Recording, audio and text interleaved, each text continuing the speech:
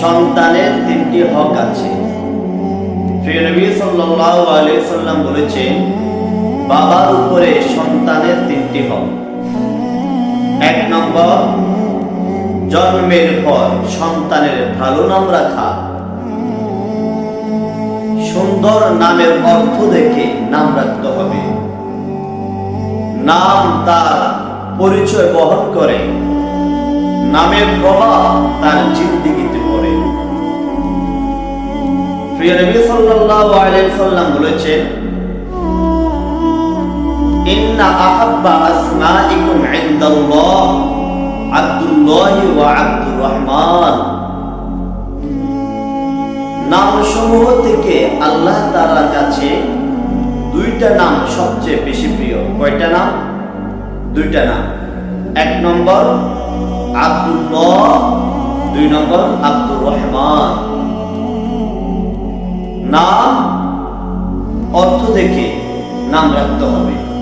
হুজুর সাল্লাল্লাহু আলাইহি সাল্লাম একদিন লোকদেরকে বলতেছে, আমার পক্ষে দুধ দহন করবে কে? তো এক ব্যক্তি দাঁড়ালো, হুজুর আমি দুধ দহন করব। হুজুর বলেন, তোমার নাম কি? মুররু। তো মুররু অর্থ তিতা, তুমি তো দুধ দহন করতে হবে না, তোমার নামে অর্থ তিতা। আরো জন দাঁড়ালেন, হুজুর আমি দুধ দহন করব। হুজুর বললেন, তোমার নাম কি? বললেন হলুদ, অর্থ মিষ্টি। হুজুর বলেন, তুমি দুধ দহন করো। তো আমরা নামের অর্থ দেখে ইসলামী ভালো নাম রাখবো। এটা হলো সন্তানের হক। 2 নম্বর হক হলো সন্তানকে কোরআন শিক্ষা দেওয়া, ইসলামী শিক্ষা দেওয়া।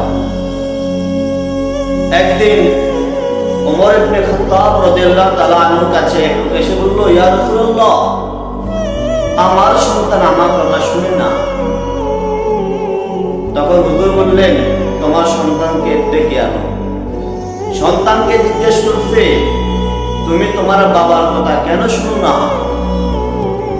ওই ছেলে বলল, হুজুর আমার বাবা আমাকে কোরআন শিক্ষা দেয় নাই, এবং কি আমার মাও ভালোভাবে নির্বাচন করে নাই। একজন বান্দীকে বিবাহ করছে 400 দিরহাম দিয়ে।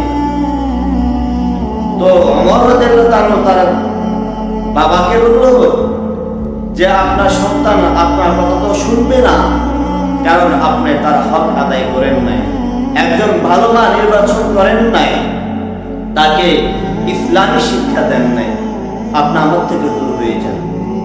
তাই সন্তানকে ইসলামী শিক্ষা, কোরআনী শিক্ষা দিতে হবে।